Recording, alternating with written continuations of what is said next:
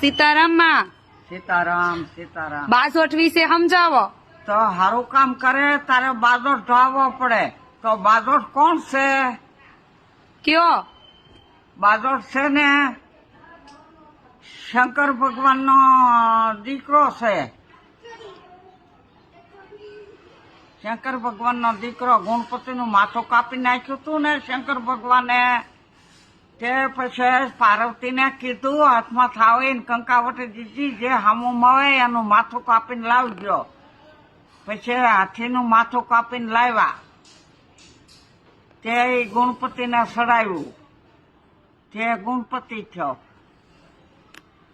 પછી હાથણી કે સમજે, હાથણી કે તમારા બસાનો તમે ઉદ્ધાર કર્યો ને મારું બસું ગોંદરે સફળે તો એનું શું કરવું?